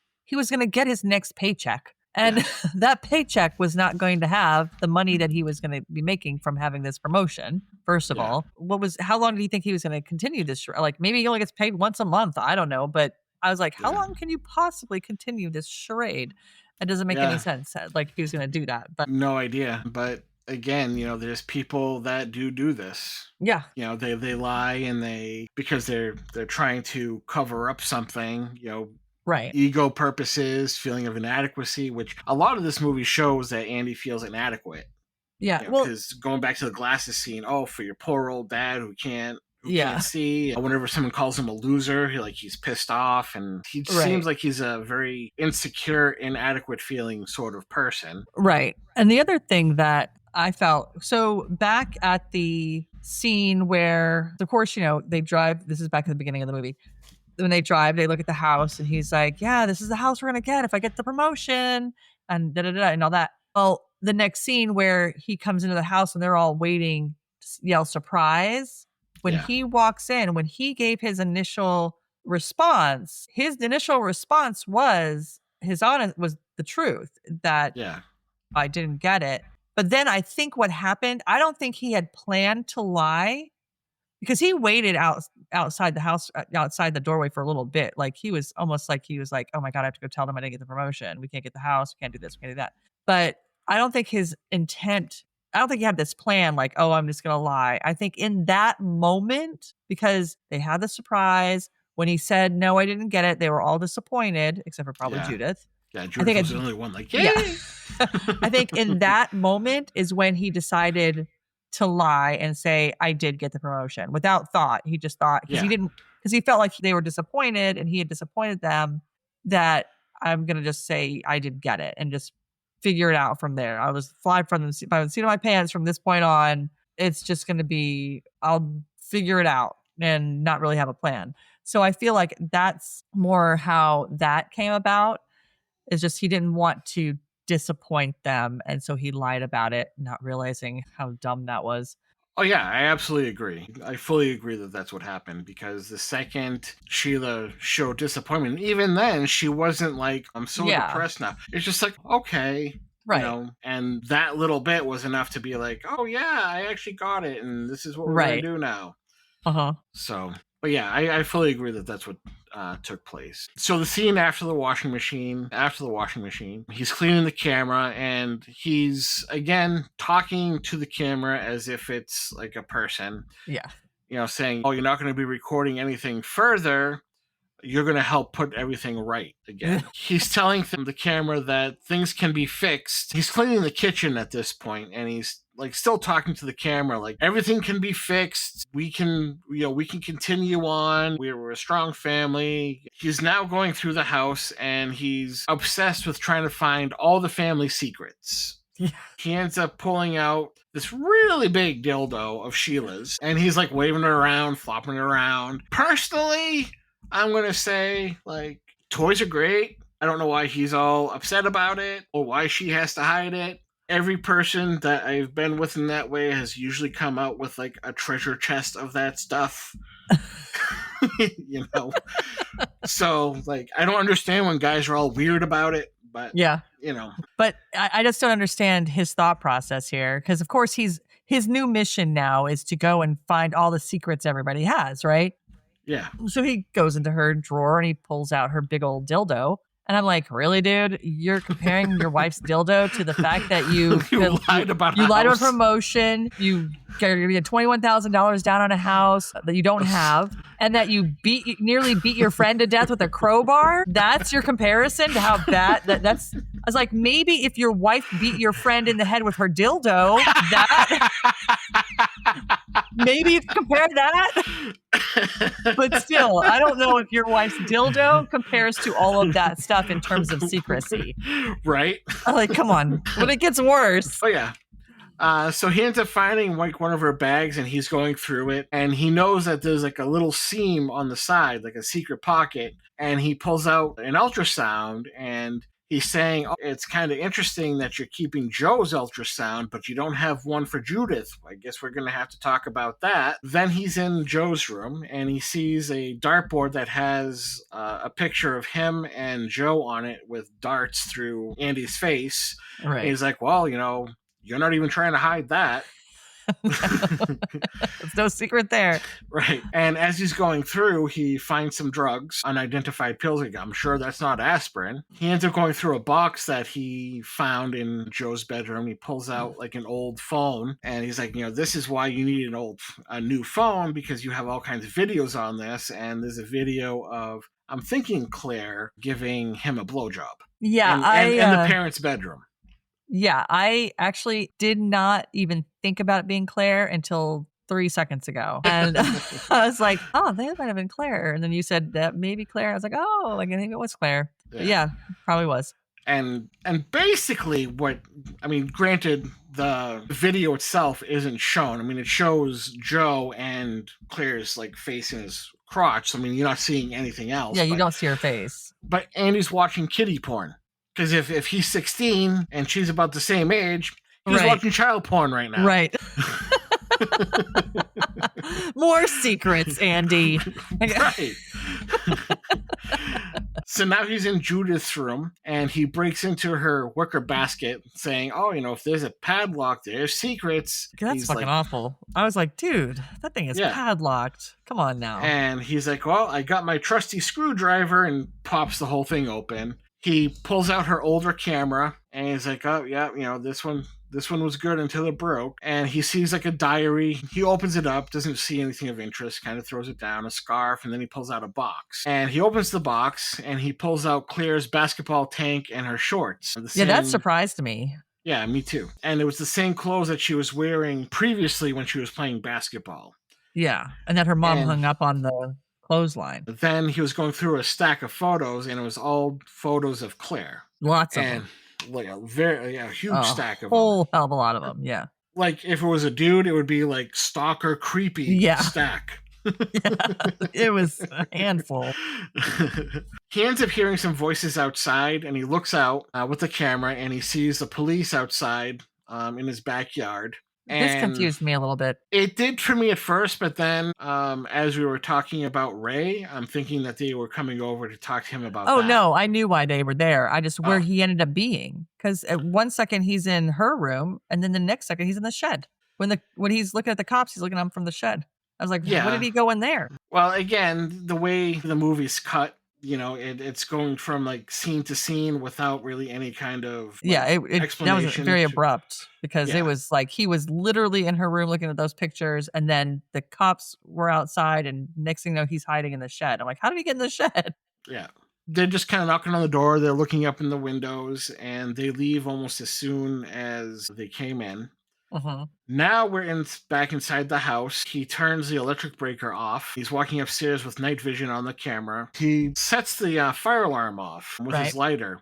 Now, at this part kind of got me too, because at this point, we're thinking that Judith, Joe, and Sheila are gone because she was taking the kids away. Yeah, this is a totally, And so at some point, they came back because he sets the fire alarm off. Sheila comes running out, knocks on Judith's door real quick, but then goes into Joe's room to say, hey, come on, we got to go. They can't see Andy at all. Right, because it's pitch black, apparently. Yes. No moonlight, no street lamps, nothing. No visual purple has set in. Although, if you come into my living room, I have blackout curtains, so you're not going to see jack shit. Like, I can't see lights outside, and you can't see the lights from the outside when they're on. I can't imagine that, these individuals have blackout curtains because they're probably normal. I didn't see any. Yeah. Well, there is a chemical that eventually sets in that it's called visual purple. That allows you, because you know how, like, if you turn your lights off at first, you can't see anything, but eventually that your eyes adjust and you can see some things. It's called visual purple, and it's a chemical. It will come into your eyes so that you can see somewhat in the dark. Gotcha. I've learned about blood and this chemical. The things you learn on the 2 Cents podcast. I'm pretty sure I learned that in like the 6th grade, 6th or 7th grade. So Andy's recording them with the night vision as they're coming out of their rooms. And honestly, and I actually had this in my notes, Andy is a bit too close to everybody for them not to notice him. Because they probably like hear like his clothing like rubbing against each other or his breathing. Yeah. Because he was real close to him a couple of times. I'm like, she doesn't know he's there. She can't even sense that there's something there. Like, I would think you could sense it almost. They're all downstairs, and Sheila's like, Andy, come on. And yells for Joe and Judith. Andy's like, you called for me in a crisis. Oh my God. Sheila's like, what? He's like, if this is like one of your little pranks, one of your stunts, there's going to be hell to pay, sort of thing. Right. And that's when he points out that she went to go save Joe first, and he knew that was going to happen. And again, she repeats, like, if this is one of your things, but he's just elated that his family called out for him, but also pointing out the fact that she has to face her favoritism over the children. And absolutely. There's definitely some narcissistic things going on here. They would take, you have a dildo versus I almost killed my friend because he got a promotion as the same thing. And the fact that his whole thing is, I have to prove to all of you that you're just as bad as me. It's not all me. It's also you. Yeah. Even though you did all this horrible stuff. Yeah. Yeah. And so they're continuing to fight, saying that it's fine, it's okay, because I know you didn't want Judith. And she's insulted by that. She's like, what the hell are you talking about? The kids end up coming into the room where Andy and Sheila are at.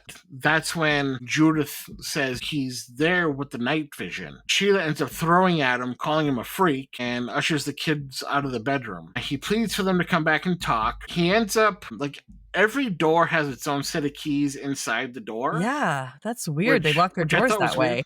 Yeah, but he ends up taking like all the keys on the key racks and all the keys and all the doors after he locks them so nobody can leave. Mm-hmm. He's asking them politely at first to go sit in the lounge so they can talk. They're trying to leave, and he's like, I just want to show you the videos. They're like, no, give me the keys so I can leave. I just want to leave. He screams at them saying, go sit down in the lounge. So they go sit down in the lounge at this point. If they would have listened first, he wouldn't have had to yell. Right. Just saying.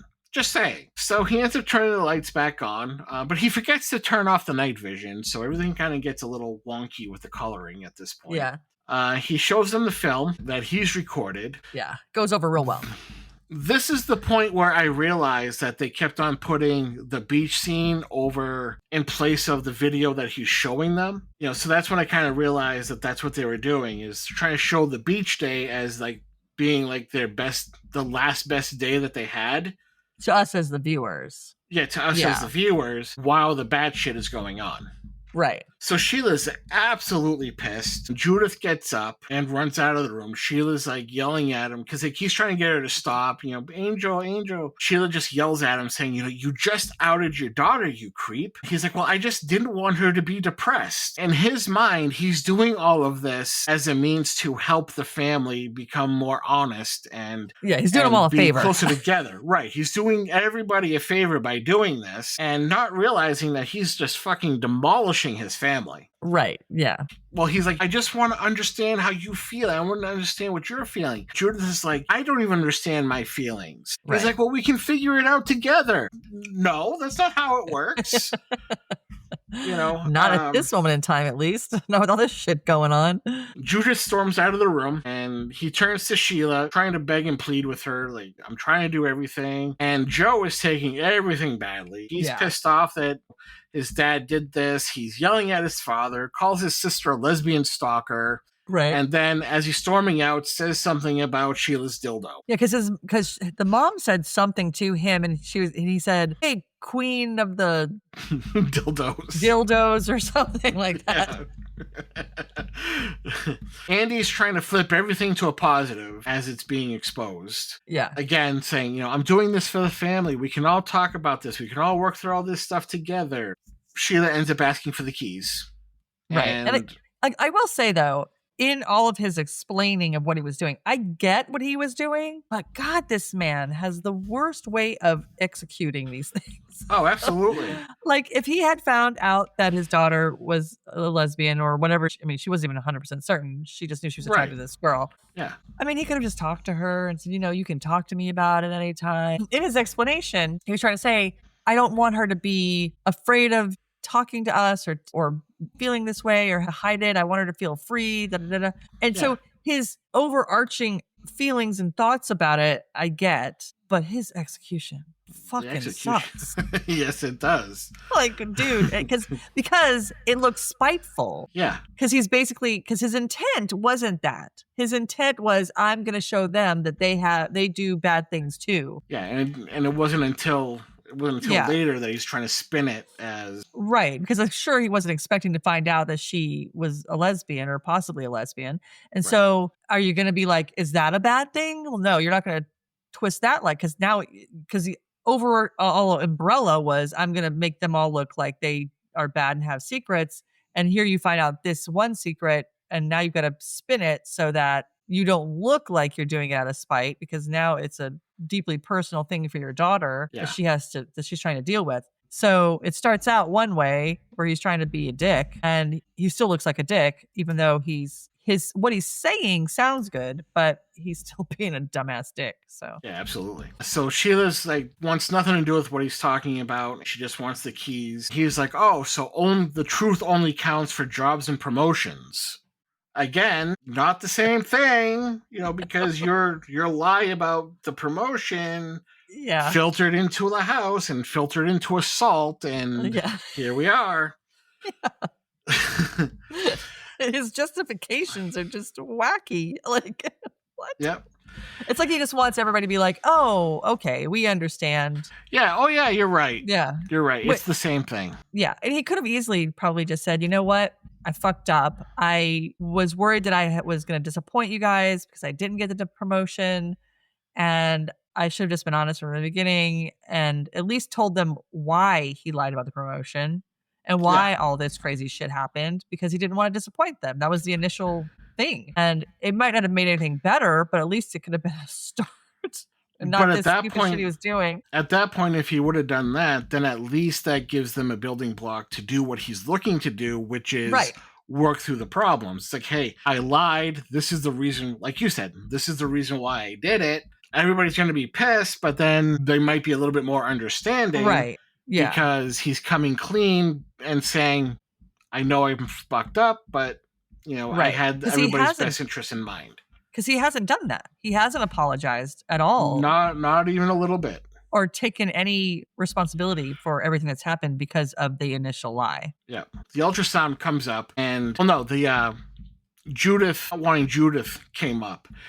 And she's like, I didn't even know what I was feeling at that point because it was so soon after Joe. And she's like, you were going around telling everybody that we were pregnant when I wasn't ready to do that. I wasn't sure if I wanted to keep the baby or not, but you really pushed me hard into it. He's arguing with her about it. And this is where we also realize he's been a manipulative dick for a while. Yeah, for a while. Because she was uncertain about wanting to have that baby, but he went and told everybody she was pregnant, which forced her to have to keep the baby, even though she wasn't sure she wanted to, because she couldn't go and just not have the baby all of a sudden and everybody knows she was pregnant. Yeah. And, he keeps trying to say that, he was trying to do good, but he's not listening to anything that anybody has to say, about anything that's going wrong. Like, he doesn't want to hear it. He just wants things to go his way, and that's it. And then they fight over the realtor about how he lied about that. At this point, she's confessing that the pregnancy, she was pregnant for a third time, but he didn't know about it, and insinuating that she had an abortion.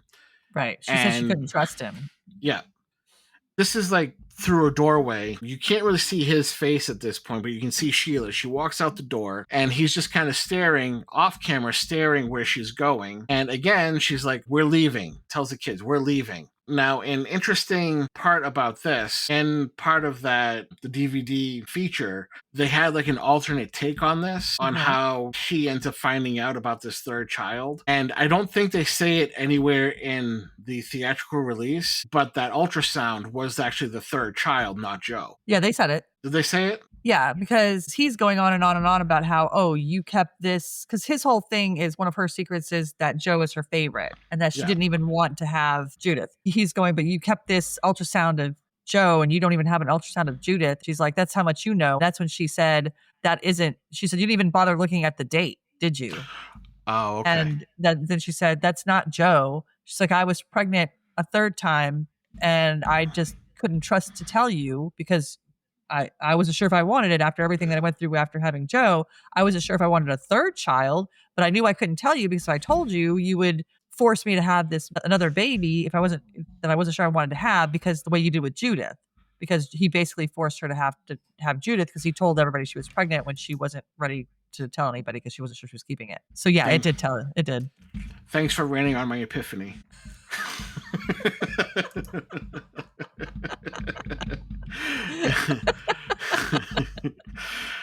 He walks through the door. He ends up walking through the door, telling them to stop. No one's leaving. Right now, everything's off camera, but we believe that he's putting hands on Sheila. Like, it's not a hitting sound, but it's probably like she's like grabbing her arm or whatever. And Joe comes like running downstairs to stop him. Probably like Macho Man elbowing him in the head or something, because he comes down really fast. And Joe grabs the camera, faces it towards Andy, and he threatens Andy. Andy laughs, and he ends up yelling at Sheila, saying, "Oh, like, why am I the bad guy? Why is everybody about this?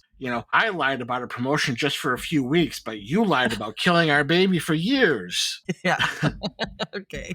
And Andy ends up stepping forward. Joe, Sheila, and Judith backs up. This upsets Andy. Like, you don't have to back up from me. Why are you backing up from me? He takes another step forward. They step back again. And again, he's like, why are you doing this? They end up getting behind a glass door and close it, and he's flabbergasted as to why they're separating themselves from him. I don't know how they got out that door, because he had the keys and he locked all the doors. That was the one part about this movie I didn't understand. I was like, how'd they get outside? I thought it was like a porch or something. It was the door that's in their little lounge living room area. He had gone and locked all the doors because they have to lock them with the keys. He had locked them all. So I don't know if she somehow grabbed the key. We just didn't see that part. I don't know, but they ended up. Or maybe that was just one door that he forgot.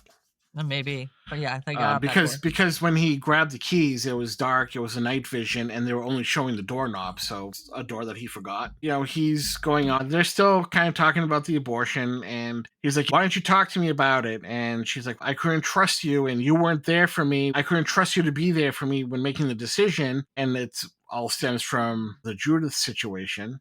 Mm-hmm. Sheila's begging to let them leave. Andy's like, no, you're staying. Judith ends up going around and coming around the corner, and Andy goes towards her. Sheila runs out in between them, telling them to stop, and they end up in the dining room. Then they end up going outside. Andy is pleading, saying that, I won't hurt you. I won't hurt you.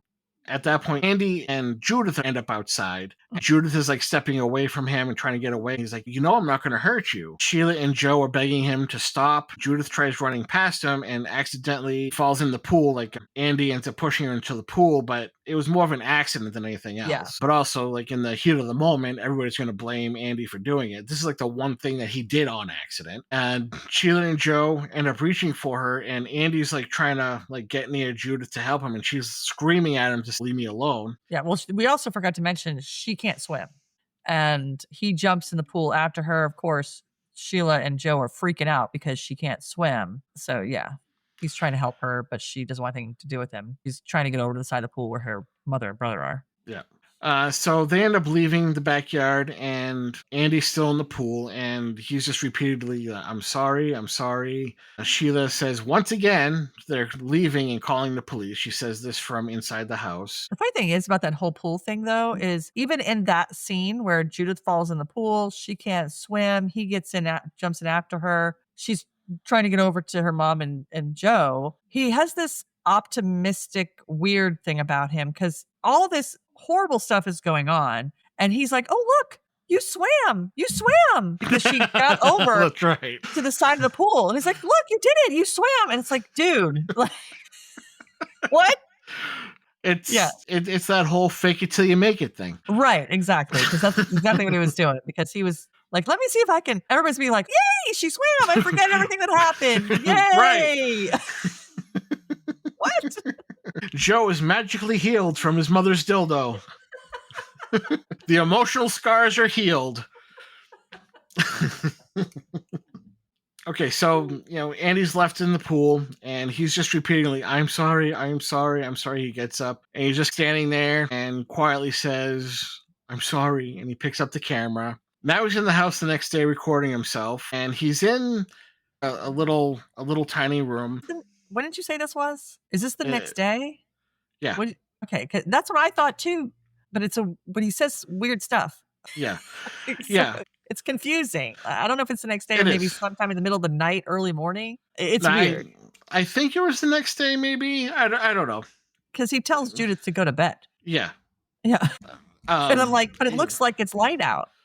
But that's the thing though. Like every single time, like Sheila says, kids were leaving. The next scene, they're back at the house. Yeah. It's weird. That was always weird to me. But so he's in the house, the next day, and like in the small room, there's a bunch of alcohol bottles like on a table next to him. And he's just like, I really didn't want things to go this way. I really love my family. He's like, I wish I could change, but I don't really think I can. And he's like, I just want to set everybody free because he loves them very much and they deserve more. He's like, it's the only thing I can really do for everybody. And I'm thinking, okay, he's going to divorce them. He's going to I was thinking suicide. Well, that that whole optimistic thing. Yeah. and I'm also talking about like the first time that I saw it, of course. I'm thinking like, maybe, that's the thing. But I also felt, because the way the movie was going, I didn't really think it was going to go that way. I mean, I knew how it was going to go, but at this point I thought, first he's going to try and commit suicide. Yeah. That was initially what the plan was. Yeah. And now he's recording Judith, who's outside talking to Claire. She's confessing pretty much everything. Like, you don't hear her, but you can tell that that's where the conversation's going. Yeah. Because she's giving back the basketball clothes. And Claire, she seems to be okay. I mean, she seems like a little disappointed, but cordial at the same time. Yeah, I got the feeling that she was like, this is odd, but okay. But like, she didn't seem pissed off or bothered or freaked out or anything like that. Yeah. And Judith turns around and she looks fairly defeated as she's walking back to the house. This is like one of those awkward moments where Andy's like, she's growing. Yeah. Yeah, a lot like the whole, you can swim. Yeah. Right. They're growing. See what I did? You're growing as a person. See how much I helped you? Right. So Judith comes back into the house making some noise, and Andy's kind of freaked out by it for some reason. She ends up knocking on the door where he's at. He's like, don't come in. Everybody has this thing about not listening, so she comes in anyway. So what's coming up is really her fault because she didn't listen. Absolutely. Absolutely her fault. She's just like her father. Exactly. He tells her to go upstairs. He's kneeling down in front of her by the door. He tells her to go upstairs, basically leave the room, go upstairs, but then reaches for her hand and pulls her in for a hug. He drops to the floor, kind of dropping her into an awkward position, then lets her go and tells her to go to bed. And begs her to go. Like, he's like really like trying to get her to go upstairs. This is where I thought, because he was being so emotional and his hugging her and go, but then hugging her and I love you, I love you, I love you. This is where I was like, okay, because he said something in particular and I can't remember exactly what it was. He says, I'll be gone soon. Yeah. Which I was like, okay, he's going to try and kill himself. That's why I really thought, okay, he is going to try and commit suicide. He didn't try very hard. No. She goes to leave and brings her back in for another hug. He's like saying he loves her, like really hugging her. She's like, things will be like normal. Everything will be better. He starts to embrace her for a little while and Judith starts to scream. It's muffled, but screaming. And Andy is pressing her into his shoulder, effectively smothering her. They drop to the floor, and Andy is on top of her, strangling her. Now, she's off camera, so you can't see what he's doing. Yeah, you see his face, and you see his arms on the bottom. She's on the floor, and so it's assumed he's really that he's just strangling on her. top. Well, I just felt like he was smothering her with his body. That's the way, because her screams were very muffled, and like, because he had her up against his chest and was pushing her head into his chest, and then he put her on the floor on her back and like laid on top of her. To smother her in that way. It's possible either way, because I mean, if he was strangling her, she would kind of be muffled too, I would think. Maybe not as much as that, but it was off camera, so it was hard to tell. Because her head was well out of camera. The camera was so close that her head, you couldn't see her head. Yeah, you can only see his and his arms, and then her hands coming up trying to get him to stop. Because she's hitting him and trying to claw at him, pulling his ear, trying to get him to stop, and her feet are kicking. This is another movie that did a really good job of showing the length of time it takes to actually smother or choke a person. It takes a long time, and this took a really long time. Yeah. And he's crying a little bit while he's doing this, and she's slowly losing the fight as time goes. She's still putting up a fight, but it's fading. She makes a couple more squeaks as she's putting up one last fight. Like, she kind of gets like a little bolt of energy, and after about a minute, we don't see her hands anymore, and she's completely silent. Yeah. Andy is still on top of her, breathing heavy. Again, off camera, he kisses her, and he gets up. But that took so long. This is one of the parts where I was like, the part where he's choking her, I understood that. But the time after she died, he just sat there forever. And I was like, okay, I get it. Let's just move on already. Yeah. There was one of those times where I looked to see, okay, how much time do we have left in this movie? How long is he going to stare at this? The thing is with this particular scene, again, going back to the little documentary thing, I did 8 takes of this. Good Lord. Yeah. And I think they said it's about an 8-minute scene continuous. So like from the point when he's at the door telling her not to come in until everything ends, that was one continuous shot. There was no editing in there. Right. And I could only imagine, just because of like the brevity of the scene and how emotionally involved it is for the actors, I couldn't imagine doing that 8 times. No, that's exhausted. Especially like having to get into that mindset. Yeah. All of them. But so he's still on top of her, breathing heavy, like you said, for a little while, and probably processing what he just did. What did I just do? I did it right. I mean, and I'm just going off of what he could possibly be saying, because he's not really talking at this point. He's just out of breath and trying to catch himself. He looks at the camera. And he's probably also realizing, okay, I just did this. I'm going to have to do it 2 more times. Right. And he looks at the camera and he's just like, happy now? And he just stares at it. Yeah. Fucking camera. Yeah. Fucking camera. It's all your fault. So he stands up and he picks up what appears to be like a small statue. At least that's what it looked like to me. Like it was like an award-sized statue or whatever. And he opens up the door slowly and he walks upstairs. And there's a lot of silence at first. Then you hear like a loud thud. We don't really know what's going on. Then we hear another loud thud. Then Andy grunting. Yeah. And dragging something down the stairs, like a slow drag. We see that it's Joe. His head is all bloody and he's just completely limp. He ends up putting him next to Judith. He's like, you're good kids, everything's going to be fine. Everything's going to be great. Like, okay, how? You just killed them. How is this going to be good? You've twisted everything into a positive. Like, how are you doing that with this? Then Sheila ends up coming into the room and there's some blood on her and she's screaming her head off. Well, she's dazed. At first, she's very dazed, not knowing what the hell is going on. But then she sees the kids. Yeah. And then she's freaking out. And Andy grabs her, hugging her, and she's fighting Andy. And he's like, it'll be fine. It'll be fine. Everything's fine. Off camera, you see them laying on the floor on the other side of the table where the alcohol was. Andy is hitting her with a heavy object, again, off screen. She's screaming like, no, no, no, kicking, kicking, kicking. And he keeps hitting her until she stops moving and screaming. And you hear like the loud thud of whatever he had in his hand at that point. I don't know if he still had the statue or not, but he had something. Yeah. He just keeps saying it wasn't supposed to happen this way. It wasn't supposed to happen this way. He drags her body next to Judith and Joe. He keeps using like these loving words like, oh, my sweetness, my angel. Now they're all together. I'll be with you guys soon. He hugs them and he's giving, I believe, Sheila, maybe all of them, like kisses. And he looks up at the camera momentarily. Then he knocks it down on the floor and it falls in front of Judith. And the camera fogs over with her breath. Yeah. Judith is not dead. He hits the camera again, so you can't really see anything anymore except for the fog. And then the last scene is them at the beach again and as a happy family. And they're coming out of the water. They're getting ready to go. Andy comes over. It's like, oh, this thing's still recording. And he picks it up and it goes to blue, like old camera, like old VCR tapes and whatever. Then that's when the credits roll. Right.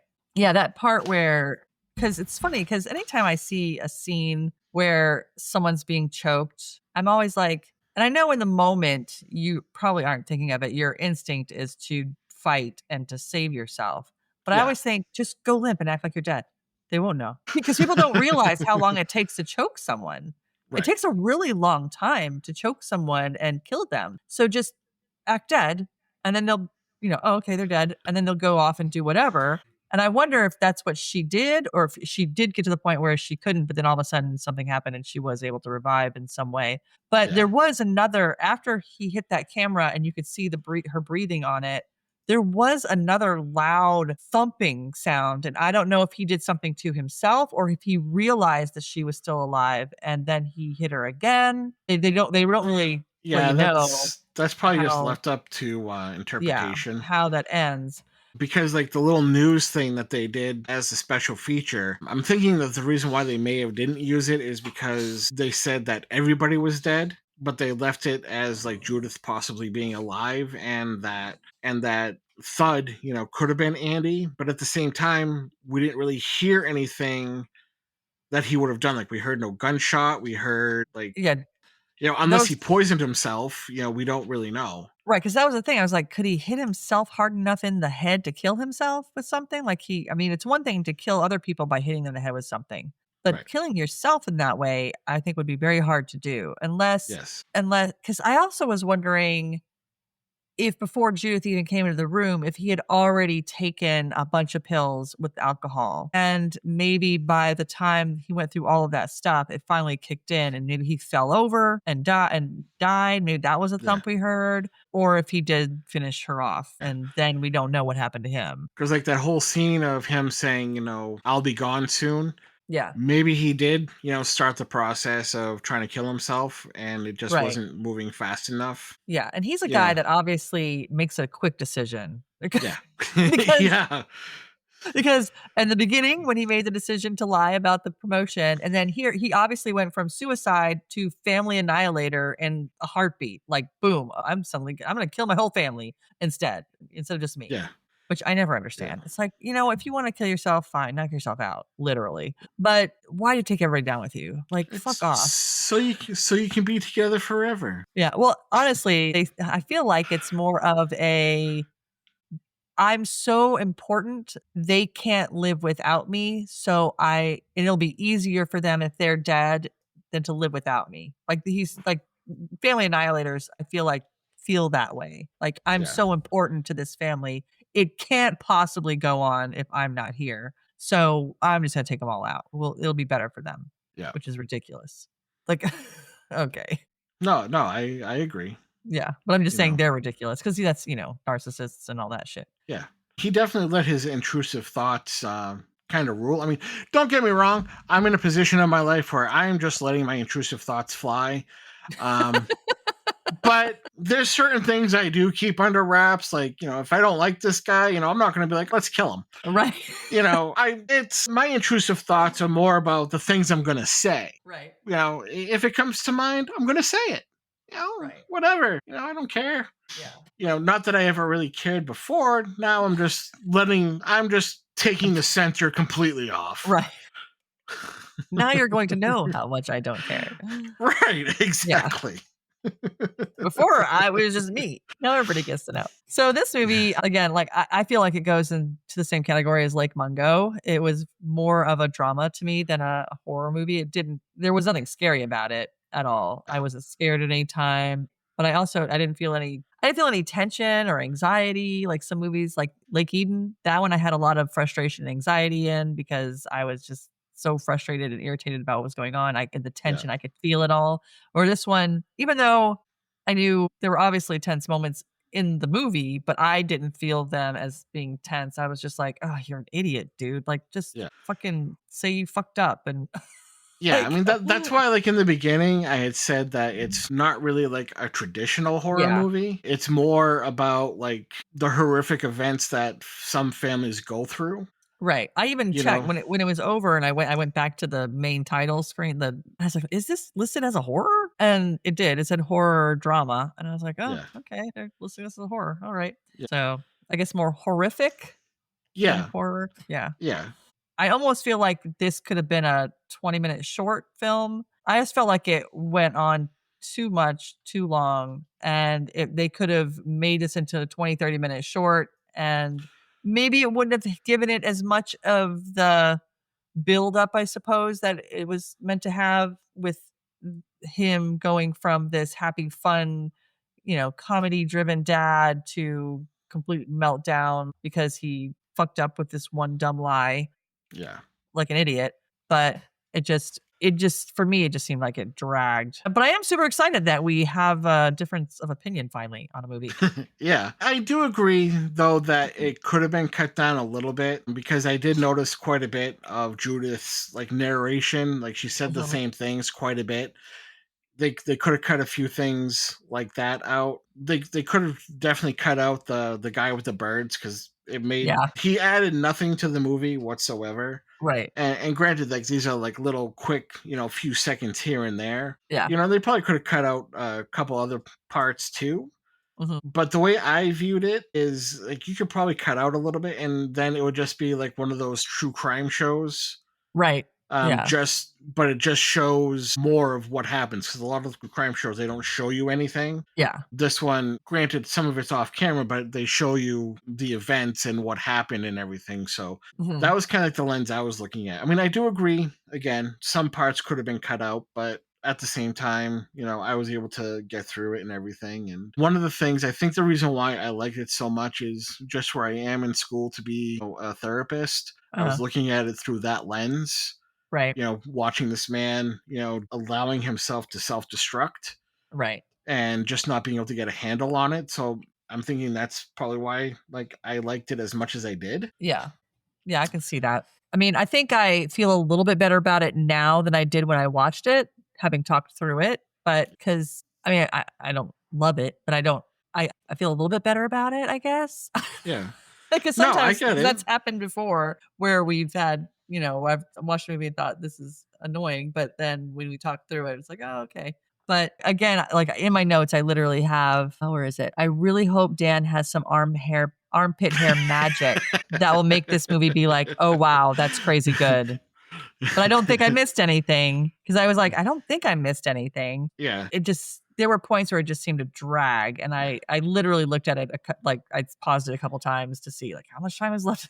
Yeah. But I feel like they could have, I mean, I get that it takes time to show someone devolving in that way. And I get that part of it, but sometimes it just seemed like it just dragged for me. I don't know. For me, I would give it probably, because again, I thought it was well acted. I thought they did really well. Oh yeah, they did a fantastic job. Like they definitely played a convincing family on like in the happy moments and the bad moments. Like they really did a good job portraying those characters. Yeah, and even though there weren't any parts that I felt any tension or anxiety, there were definitely some parts where it was awkward. Yeah, and the dad was really good. Like the whole when he was crumping by the pool, it was so awkward because everybody's just standing around looking at him and he is losing his shit in a dance off by himself. And I'm like, good Lord, dude. But he did a really good job of it and making it awkward because of he only got second place. Who beat him, Ray? Oh, I didn't mean to say it that way. Beat is probably the wrong word to use. Who won? But yeah, I mean, it was well acted, and they were definitely the way things were meant to be portrayed. They did do that well. I thought that was well. I like the concept of the movie because it is something that is so simple. I mean, it was such a simple thing. To just literally all he did was lie about getting a promotion. It's so simple and basic. Yeah. That turned into something hugely complex and went way out of hand for no reason whatsoever. I mean, could you imagine if he lived and he goes on trial and he has to explain that he killed his whole family because he lied about a promotion? I mean, right. People be like, what? Well, I mean, you watch the true crime shows too. I mean, we've seen some really stupid shit. Yeah, why people get killed over, and that's another reason why I like this is because it accurately portrays like some of that stuff. Right. Like, a stupid thing blows up into like this huge thing that doesn't need to get there. No. And people die as a result. Right. It's crazy. I mean, there's people out there who, get killed because they angry react to Facebook post. Right. Right. Like, oh, my whole life revolves around Facebook. I must kill. Yeah. Right. Why did you like my post about my food? But yeah, I mean, I like the concept of it because it is true. Like something so uncomplicated became so very incredibly complicated for no reason whatsoever. Yeah, all because he didn't want to disappoint his family. Yeah. Stars. Sense wise, I will give it a 5 cents. I'll get 85 cents. I will give it 5 cents. I give it 8 cents. 8 cents. Okay. Just because, like I said, like I was looking at it through. I feel like I'm looking at it through like a therapist lens. Even though I'm not a therapist yet, I don't have those letters yet. I don't want to falsely represent myself. Yeah, no promotions, not yet. No, not yet. I mean, I don't want to end up dead tomorrow. But like looking at it as a training therapist's lens, and just how well acted it was, and just the fact that it depicts reality. I thought they did like a fantastic job with all of it, so that's why I'm going with an 8. Yeah. Okay. So did you have anything else you want to say about it? We can put a sock on it. Put a sock on it. All right. Well, that was Exhibit A, a found footage family meltdown that felt less like a horror movie and more like a therapy session no one asked for and everyone filmed. If you came here looking to be scared, surprise! The real terror was a dad with a camcorder and zero financial planning skills. Next week kicks off our brand new theme, Life, Comment, Die, a month of influencer horror where curated lives get brutally unfiltered. We're starting with New Year, New You, part of the Into the Dark series on Hulu, where self-care meets psychological warfare and the ring light isn't the only thing that's cold and unfeeling. So join us as we dive into a movie that might actually try to scare us, unless, of course, you're too busy editing your next apology video. Until then, be scared, be prepared, and don't get caught in the dark.